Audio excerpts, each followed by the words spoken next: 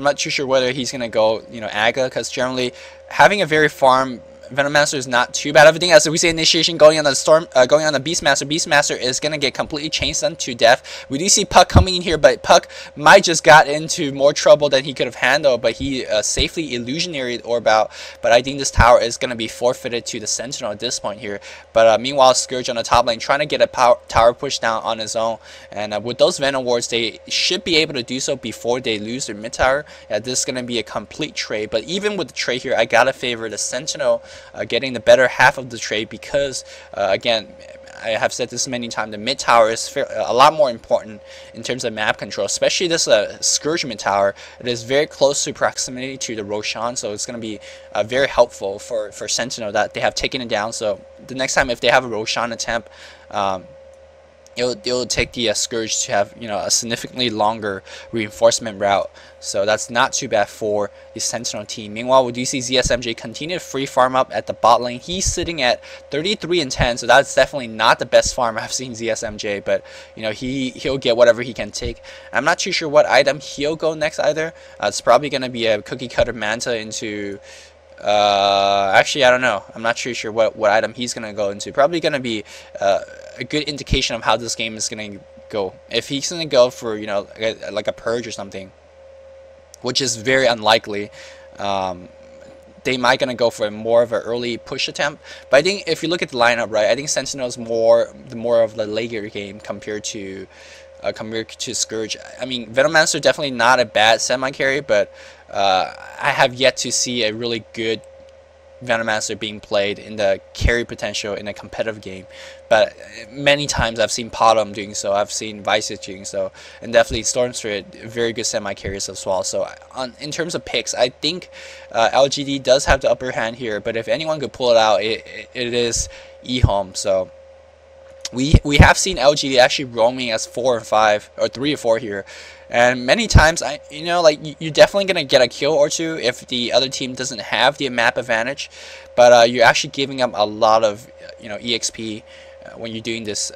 They're really lucky that they're doing this in 6.68 where the EXP system hasn't been re-ramped yet. But if they're doing like a 4-man gank like this in 6.69, even if they're getting kills, those EXP that they get from the kill is just definitely not worth it. So at least coming in the 6.69, LGD gotta really step it up in terms of switching their playing style, because they are gonna be behind in terms of EXP. And let's see if there's going to be a push being mounted by the Scourge here, by the Sentinel, excuse me. I'm not too sure whether it could do so, but Venomancer is going to be dropping those wards here. Venomancer actually having a buckler, so he is going to be going for that mecha, which is very odd. But I mean, odd in the sense that we don't see Venomancer going for mechas all too much, but it's definitely not odd in the sense that you generally put your solo hero on the side lane to get the you know, mecha. We just definitely see it on Windrunner a lot. We definitely see it in Necrolight a lot. So it is not too surprising that Venomancer is gonna go for a mecha of his own. So Demon Witch level 6 already, Beastmaster level 9. Beastmaster actually going for a Vitality booster. I could have sworn that he's gonna go for a excuse me, go for a Blink Dagger first. But I mean, this is very EHome-esque item style, because in the last game we have seen between EHome and LGD, EHome feared the Storm Spirit on the other side, and they countered the Storm Spirit extremely well by getting a lot of bracers, getting a lot of Vanguard, and this I'm specifically talking about the Earthshaker that they had on the other team. And generally, you do want to see you're most likely more familiar seeing the Earthshaker getting the Blink Dagger, because he is going to be your primary initiator, right? So to follow similar suit as we see it, just a huge gank coming here, 4-man gank again, coming for the Puck here. Puck unable to get out there. So yeah, so I was saying, you generally see, you know, Blink Dagger heroes getting Blink Daggers, but EHome has actually shown to do things differently. So this Beast Smash is actually going for Vanguard first, and they are going to put some pressure up on this bot lane. Necrolight gotta be careful. Necrolight going for a hood, but I mean, definitely not a bad item, especially in combination of his Gravekeeper Cloak. I'm not too sure what they're gonna go for a defense here, as we see ultimate, and they are gonna try their best to pick off this Necrolight, but this LSA is gonna grab Oh, Necrolink is probably gonna fall down. Necro does fall down, but in return they are gonna get a Beast Master, and they're gonna go focus on Avenge now. Avenge very low HP here, and oh, that was a misplay here, getting 2 attacks, especially the more important the overdrive attack on the Nether Ward, on the Plague Ward. So actually, yeah, that was the kill. He actually missed the kill because he did not right click on the Venge properly, and he has died to the Venomancer as well. So EHome burning is going to get a double kill off the mistake of YYF. That's very uncharacteristic of YYF, and that is definitely going to go towards his quicker mecha, and he is going to put a lot more pressure on this tower than otherwise possible, as we see these familiars actually driving off the Venomancer. Now he's going to stick around and put even more wards. He should be careful, as we see one person teleporting in, and he's going to be teleporting out immediately, realizing that there's no stuns left on the familiar, and the Necrolink itself does not have any stuns. So really well played by EHome burning so far, and he does have mechas finish, and looks like he is going to go for his Manta style. Manta style definitely not the bad choice here. Definitely it is that is the kind of the carry build, but generally when you see a carry Venomancer, you don't see the mecha on him either, so, or as well in combination. So, but definitely I prefer the mecha over the Vanguard. As I've said many times in the past, I generally prefer range heroes with mecha. Melee heroes with Vanguard, because the block system is a little bit different in Dota. So definitely very interesting item choices, especially coming from the EHome team.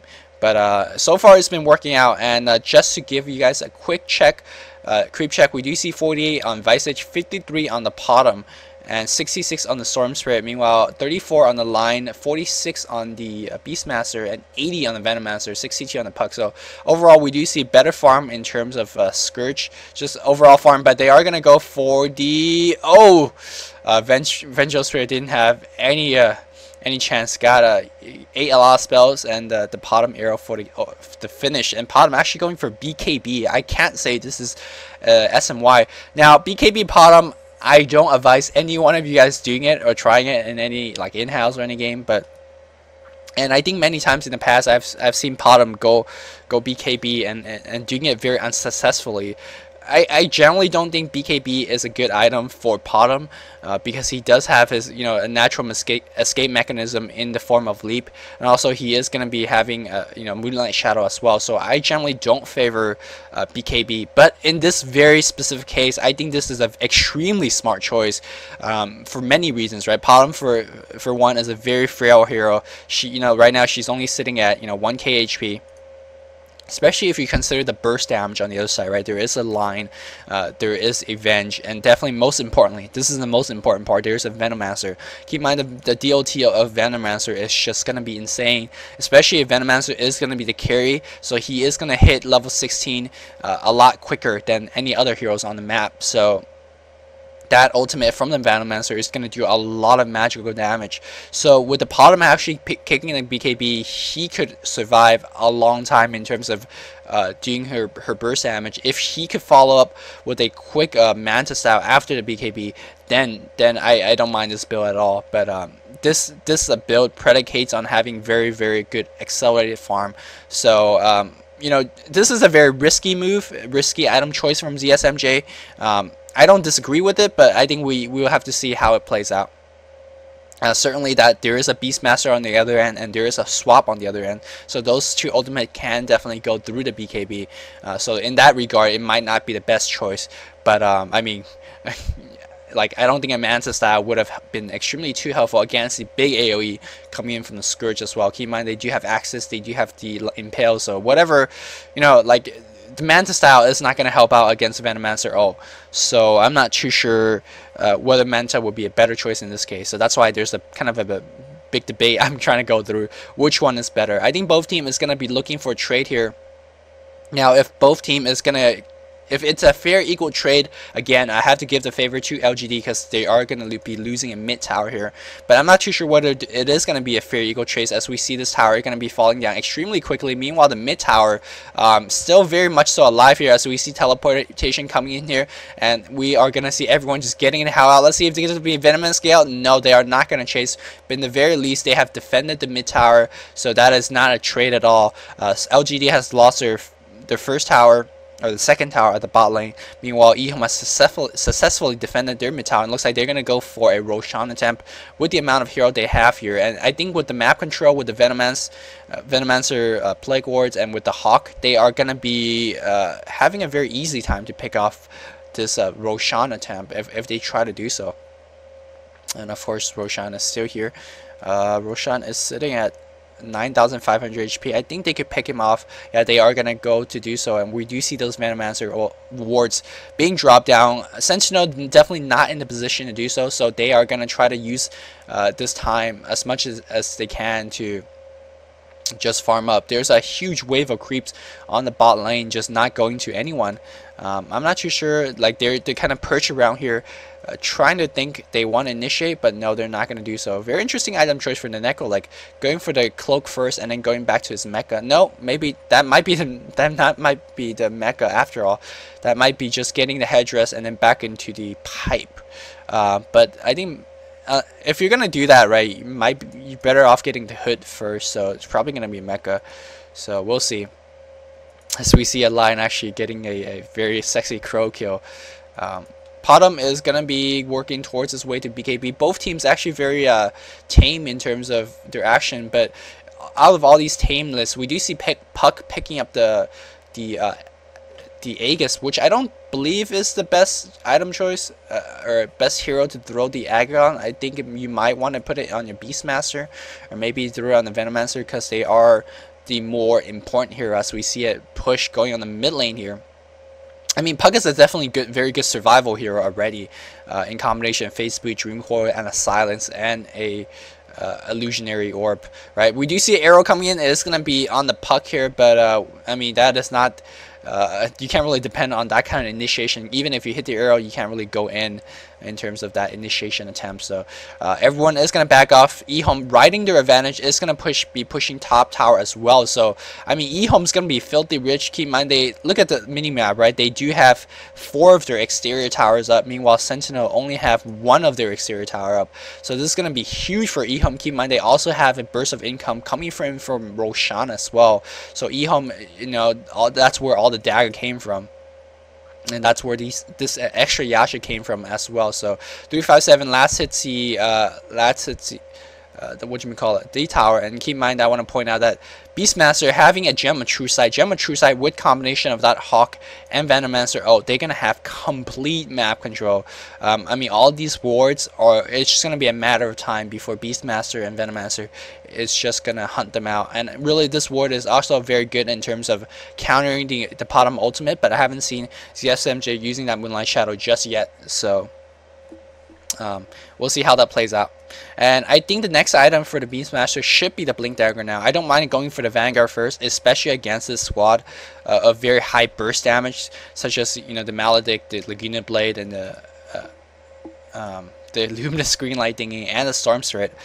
So it's definitely not the bad choice, but I think after that you should want to try your best to initiate on that Potom and the Storm with your Blink. Meanwhile, speaking of Storm Threat does have his BKB finish. Meanwhile, Potom is almost there.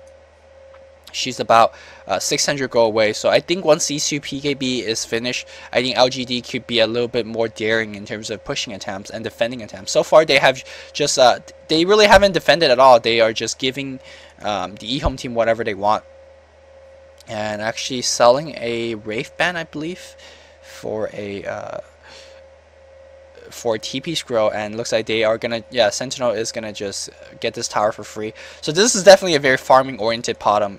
Generally Potom, you see more of a, you're definitely gonna see a bottle on a Potom, because she is a very mono dependent hero, but no bottle as well, as we see Moonlight Shadow being casted. I'm not too sure whether any of the hero was in danger. Maybe he was afraid of a initiation attempt. Not too sure. Very confusing. Moonlight Shadow was casted. By the way, Moonlight Shadow does cost quite a bit of mana in the early game, so, and it does have a pretty big cooldown, so you can't really just use it. You know, well, that was definitely a prevention Moonlight Shadow, as we see.